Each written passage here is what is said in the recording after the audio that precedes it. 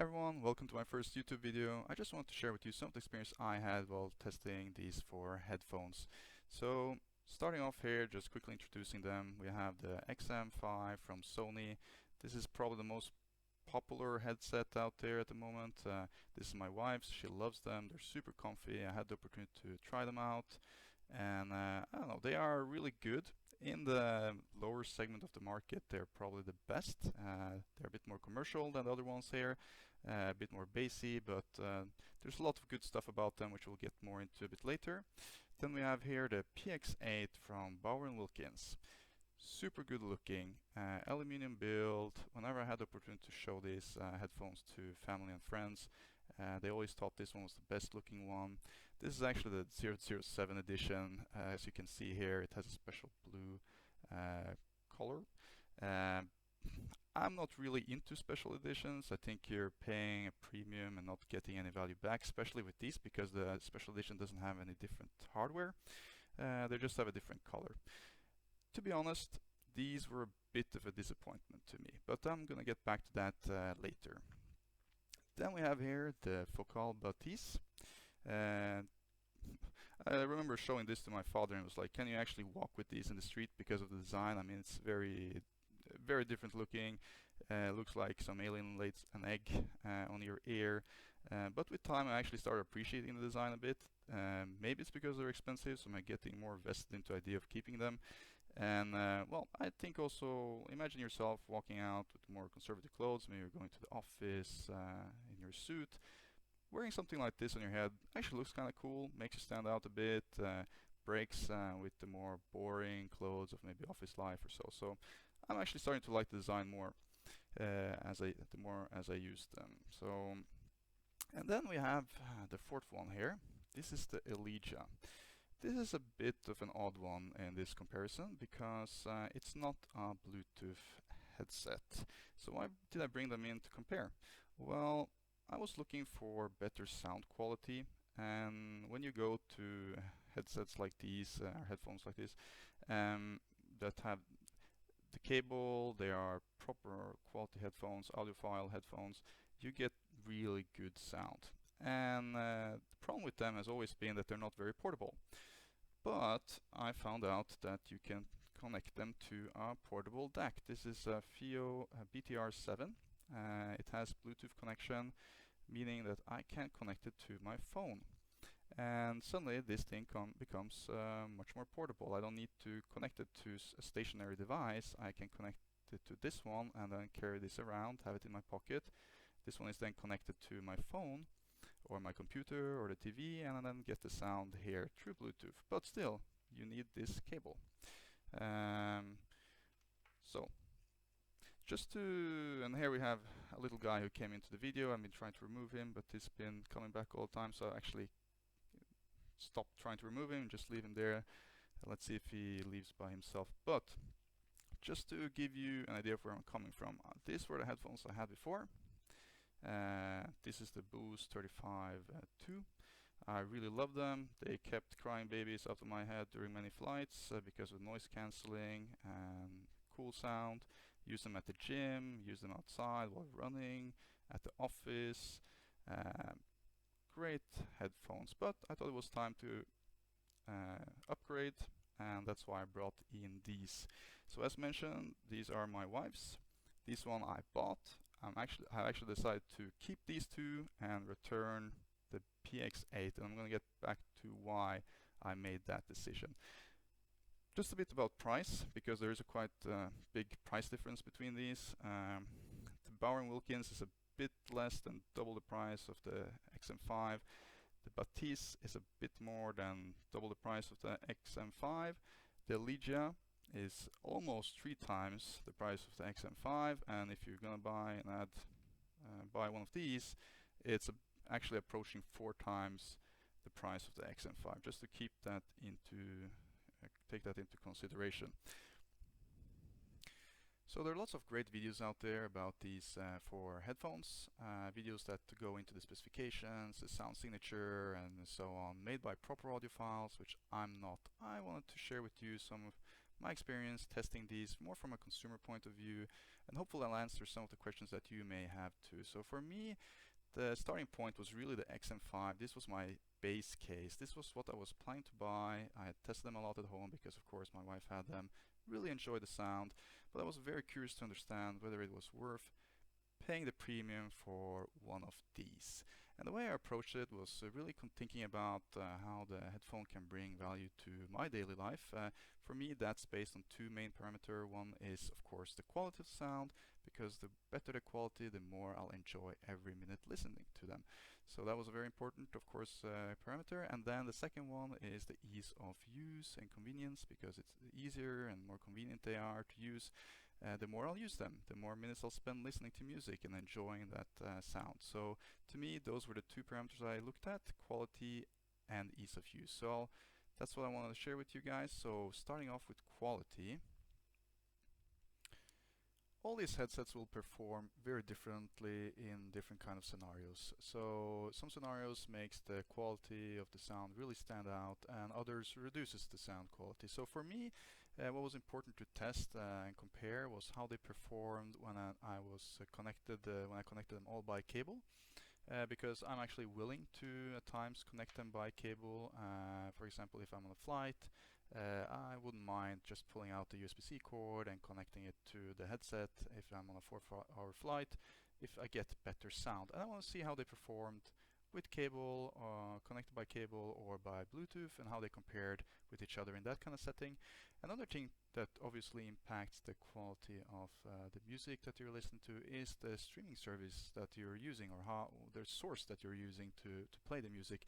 So I've being a very, I would say, simple person in that sense. I've always used Spotify with these. I love Spotify. I have all my music there. I love the function that they help me find new songs. I'm not someone who goes actively out to look for new artists. I just love getting suggestions, and then I've always used Spotify, and I understood that if I wanted to get most out of these three, I would probably have to upgrade to more high fidelity music streaming service. So what I did was I tried out Caboose to see how they performed using Caboose versus Spotify. And for you, it's really the sound quality, I will get to this soon, really varies depending on the sound source and whether you're willing to connect by cable or not. So if you have Spotify, you love that, and you don't even want to think about upgrading to something else, then that should definitely impact your willingness to pay more for the more premium headphones, because you're going to get less out of them. And the same goes for if you're willing to sometimes connect a cable, or if you're someone who always wants to just stay connected by Bluetooth, then that should definitely also impact your willingness to go for one of the more expensive options. So if we jump into the more like A/B testing that I did, of course this is totally subjective, but I'm going to give you my 2 cents of what I felt when I was testing these out in different scenarios. Let's start with the best case for all of them. I connect all of these by cable to my computer, and I turn on Caboose, the high fidelity sound, and see how they do. And the first thing I want to note is that actually the XM5 does not have USB-C. It does not place, it has USB-C to charge, but it does not play music through USB-C. You have to use the audio jack. And for some reason that means that it actually performs, it's something that reduces the quality when you need to use an audio jack versus USB-C. Don't ask me why, Google it, it's something out there too. And all these, the 3 other ones here, they connect directly through USB-C. And another thing that is interesting that I was very curious about is that Bathys has this DAC mode.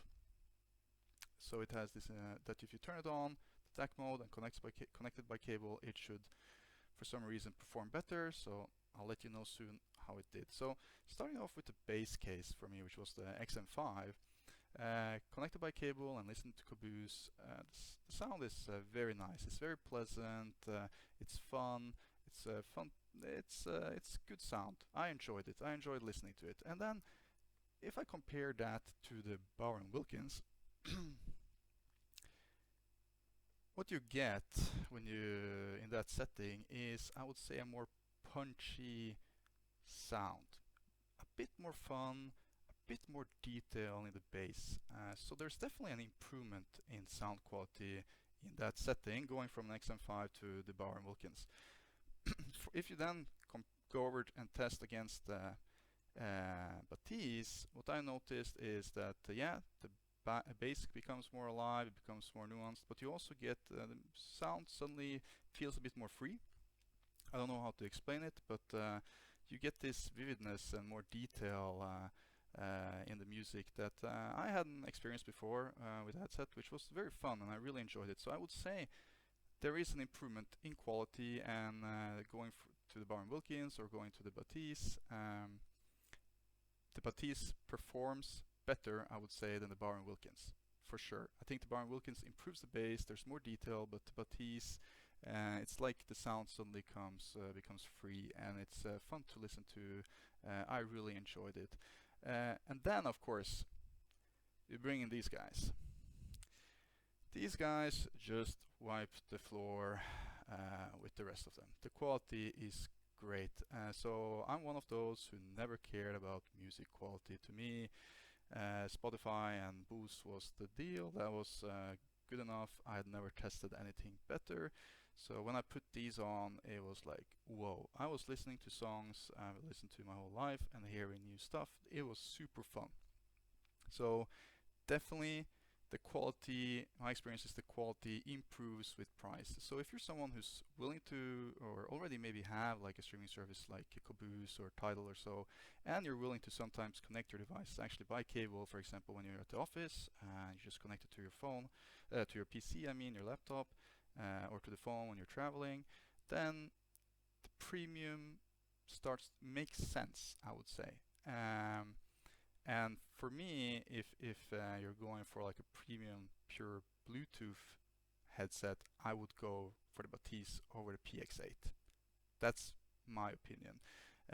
Now, the second setting I tested was then removing the cable. I then connected them all by Bluetooth, so the BTR7 was connected by Bluetooth, Bathys, PX8, XM5, all connected by Bluetooth, and listening to Caboose. Again, high fidelity sound source. And what I noticed, it was of course a reduction in sound quality across the board. So suddenly the differences reduced a bit, but there were still noticeable sound quality differences. So, and again, I would in this case say I would recommend the Bathys over the PX8. So if you're someone who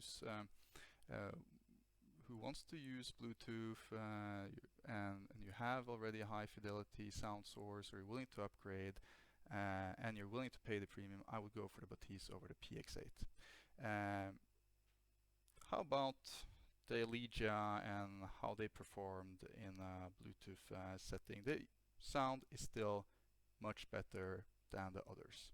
That's my opinion. So in this setting, again, I think the Bathys did very well. The Boost, the Wilkins was better than XM5. I think the difference was reduced a bit, but it was still noticeable difference in quality. Now, if we move to like the less ideal setting is you're connected by Bluetooth and you're using Spotify. How do they compare? To me, the difference then between these became even smaller. And when I compare the XM5 with the Wilkins, I would say the quality there, the sound quality of the Wilkins was not noticeably different from the XM5 anymore, and paying almost double the price to me wouldn't make sense. So if you're someone who has Spotify, wants to stick with that, and only wants to use Bluetooth, I would definitely go for the XM5 over the PX8 from Wilkins. I don't think it makes sense. I think these are, in a way, they are very good looking. They are very good looking headphones, but the sound quality, yeah, like I said, I was a bit disappointed by them. Very bassy, and especially when compared to these, yeah, I don't think I wouldn't recommend them to a friend or family member. How about the XM5 versus the Bathys in a setting where you're using Spotify and Bluetooth? What I saw was that when listening to music like house music or electronic, other kinds of electronic music or pop music, the difference was not really noticeable. I was switching between them and I couldn't really hear a big difference. So if that's the kind of music that you enjoy and you're going to listen to the most, I would go for XM5. Don't pay like almost 3 times or double the price for Bathys. However, when I started playing music that has a more variety of instruments, I did hear differences with Bathys.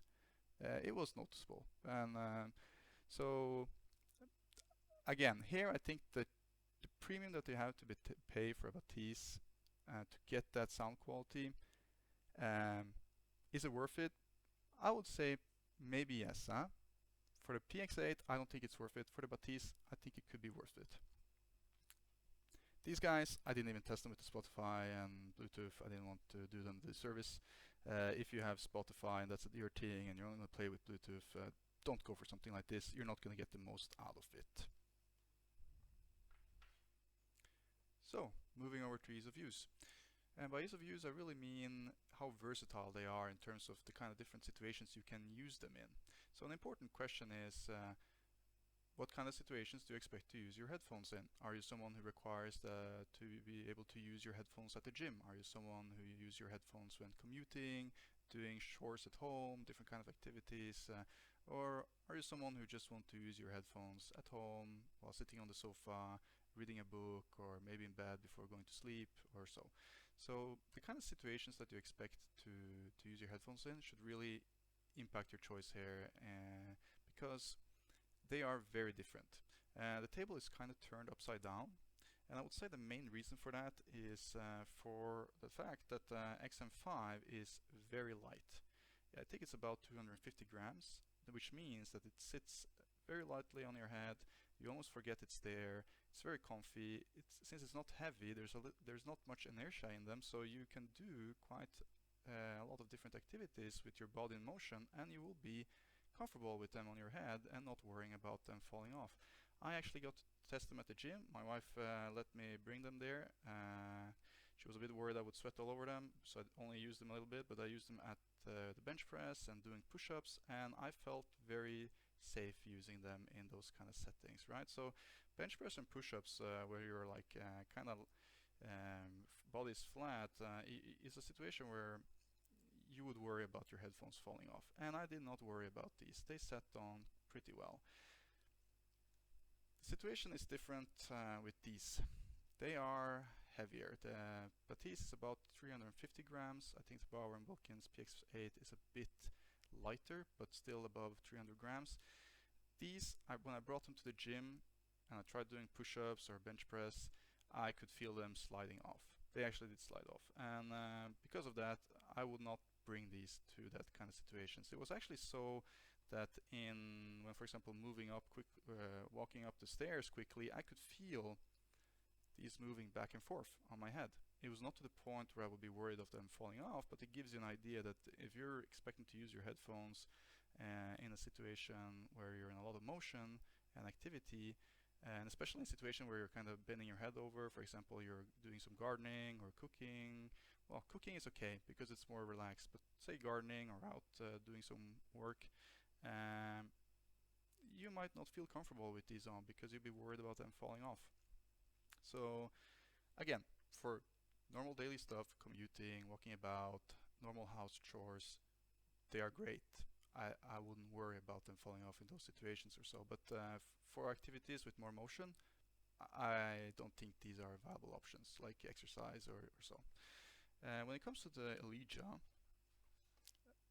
this is where I kind of had some high hopes, which unfortunately did not materialize. And why is that? Because of course the Elegia produces a great sound, and with the portable DAC with the Bluetooth, I was hoping that suddenly something like the Elegia will become more versatile and more portable, thereby making them a potential option as my main sound device in day-to-day life. That was unfortunately not the case. When I started using them and trying them out at home in different settings, I quickly find them to be quite inconvenient because of the cable and the fact that you have to carry around the DAC. Of course, they're heavy. They sit well on your head, but they're heavy. But my concern was more in regards to the cabling and the DAC. So I tried to use them at home for cooking, for example. The cable would get in the way when I was doing When I was vacuum cleaning, the same thing happened. And yeah, it's not something I would naturally want to bring outside, for example, when doing grocery shopping or so. So in those kind of scenarios, I would find myself going for the Bathys, which had great sound, not as great as the Elegia, but still, because there's no cable and no portable DAC connected, they're much more versatile. But again, if you're someone like, for example, my father, who doesn't like to listen to music when he's out and about because he likes to hear his surroundings, he only wants to listen to music at home when, for example, sitting on the couch, reading a book or so, then this is a great option. I mean, the Bluetooth functionality of a portable DAC does bring some versatility to it. You leave your phone or the computer playing and you move around in the house, you go fetch stuff, you have this in your pocket, it's not that big. I mean, it does add some versatility, but not as much as I had hoped for. Something else to consider is sound leakage. So if you're someone who expects to use these headphones in a setting with other people around you, for example at the office, then depending a bit on how high volume you are used to listening to music, you might want to consider sound leakage when deciding upon these, because the Bathys and the PX8, I found them to leak sound actually quite a lot when you put them up on the higher volumes.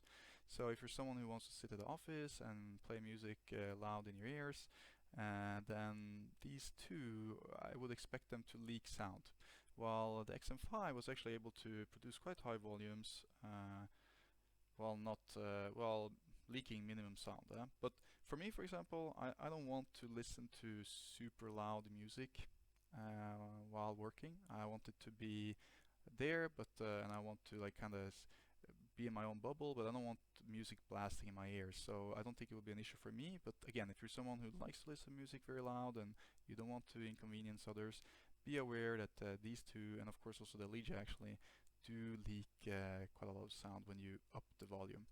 Another thing that I like to do is gaming. So I was actually quite curious how these would perform when playing video games on my computer. I test them out. The sound is pretty good, especially the Elegia. The Bathys. It was very fun to play with the Bathys because it actually made it very easy for me to hear footsteps of enemies and react to that. So I enjoyed the sound while playing games with them. The downside though is the microphones. So if you're someone who wants to use these for gaming and you also want to rely on their microphones, then yeah, that might not be very good, because at least what the feedback I got is that the sound quality from me communicating with my teammates when playing multiplayer games was pretty bad, and my friends convinced me to switch back over to my normal gaming headset. So again, multiplayer games, for the microphone in these inbuilt microphones, maybe not the best, but the sound quality was pretty good. Something else that I also noticed, this is not about ease of use or convenience or sound quality or so, but stuff that came up that kind of made me a bit annoyed while using this. If I start with one thing, is when using the app of the PX8 from Bauer & Wilkins, it really annoys me when apps forces you to create a user account. I mean, we already have enough user accounts with passwords and emails for stuff around there, and then even your headphone producer now wants you to sign up and make an account. I mean, sorry, but you're not important enough for me, and you're not giving me enough with your app for me to go through the inconvenience signing up and making an account and signing in. I really don't like that. I didn't have that issue with the other ones, the BTR7 or but Focal's app or Sony's. That was they were easy, just install the app, start using them. Another thing with these, with PX8, is that the equalizer on the app is kind of limited. It doesn't give that many options compared to the others. So if you're someone who likes to use equalizers to adjust the sound signature, then have a look at the app before you commit to these, because I think your options there are a bit limited compared to the others. I think the apps from the Focal app and BTR7 and the Sony's, they allow for a bit more adjustment in that sense. And then another thing that I thought was pretty annoying, and that was actually with the Bathys, is switching between devices. So I'm someone who usually have multiple devices connected to my headphones. They can be my laptop and my phone at the same time, maybe the video streaming device in the living room connects or so. And that was one thing I really enjoyed with the Bose 35 too, is that I could switch devices just by flipping this over. So they flipped a bit extra and then it would switch between the connected devices. And that was super easy. I don't know why these guys need to make it so difficult to switch between devices.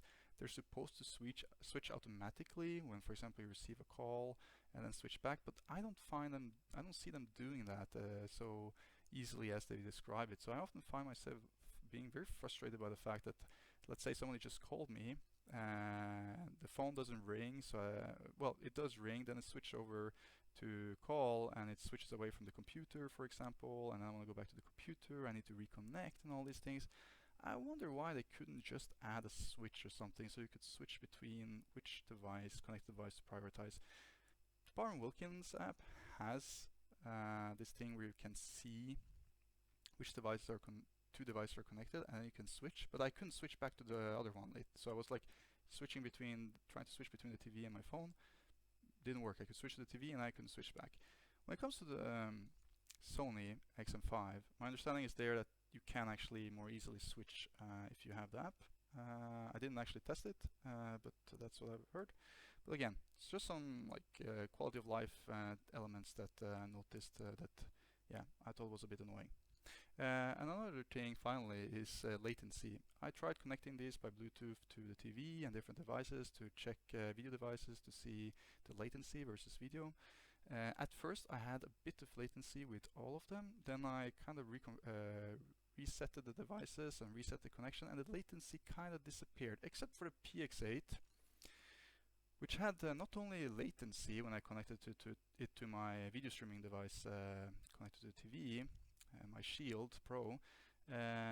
Here, not only did I experience latency, I also experienced kind of like cuts in the middle, like the Bluetooth was trying to catch up with what the device was sending.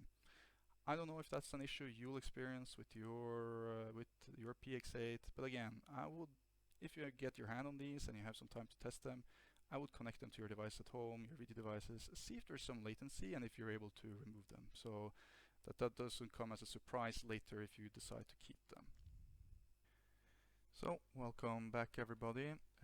24 hours have passed since during that transition, and it was getting late yesterday, so I had to continue today, and this morning I went to my new job, my first day at my new job, and I was wearing these to work. They sound great. I didn't dare wear them at the office because of their weird but also amazing design, but I'll wear them tomorrow. Let's see if somebody reacts. So let's try to wrap up and get to a conclusion. Actually, before that, I just want to mention that our little friend that was over here, he's fine, he or she. I was worried that it was dead yesterday because it had stand still quite a long time, but when I moved it, it was still alive, and I have now put she on some plant air at home, so the insect is fine. I want to start a conclusion by actually removing one of these from the final lineup because I don't think it performed well, and as you might guess, that would be the PX8. And why is that? Well, the main competitor in this that it is competing, the segment that it is competing in makes it so that the main competitor here for it is the Bathys, and I think that in terms of quality, the Bathys just performed better.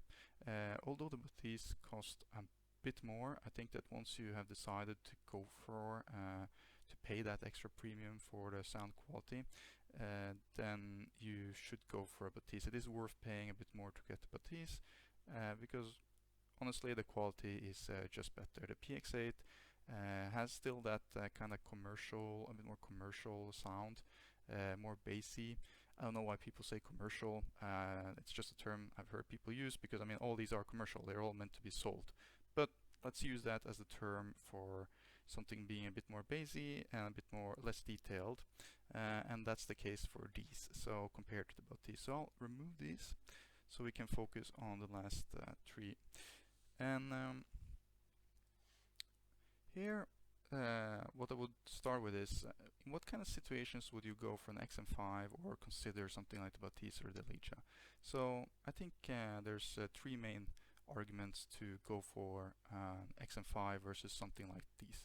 And that would be, like I mentioned, you have your sound source is not hi-fi. You are maybe using Spotify and then you're not willing to change because you like Spotify and it's convenient to you. If that's the case, then you should go for something like the XM5 versus the Bathys or the Elegia. Another strong argument to go for XM5 is that let's say you're someone who is only willing to use Bluetooth. You never want to connect to your headphones by cable. You only see yourself using the Bluetooth function, and like we mentioned, if you're using the Bluetooth function, that gives a bit less sound, lower sound quality versus using a cabled option. And if that's a situation for you, then that's also a strong argument to go for an XM5 versus something like the Bathys or the Elegia, because you're not getting the maximum out of these when you're on Bluetooth versus actually connecting by cable.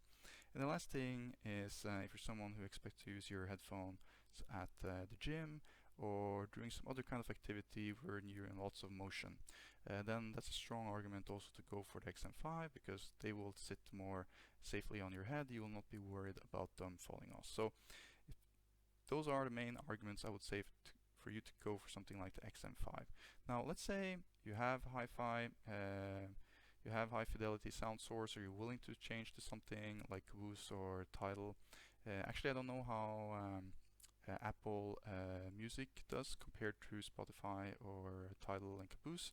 But yeah, if you have Apple Music and it's something that approaches more Tidal and Caboose in terms of quality, yeah, that would be great if you're going for something like this. So if you have great sound source or willing to change, that's an argument to go for something like this. And also, like I mentioned, if you're willing to sometimes connect by cable, then that's also an argument to go for something like these two options, because you will use them to the maximum of their potential. So in what situations would I then go for Bathys or Elegia? So what are the arguments for one or the other? I think then what it comes down to is, are you someone who wants to use your headphone when you're out and about, going to the office, at the office, doing grocery shopping, house chores and such?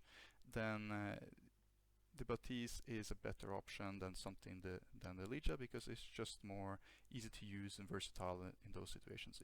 And if instead you're someone who just wants to use your headphones at home while you're relaxing on the sofa or reading a book or before you go to bed or so, and you're not expecting to be out and about using them, then that's an argument to look at something like the Elegia. And in that case, the Elegia is just the one I happen to pick up. There's lots of headphones, audiophile headphones out there that are cheaper than the Elegia. You have some of them that are much more expensive also.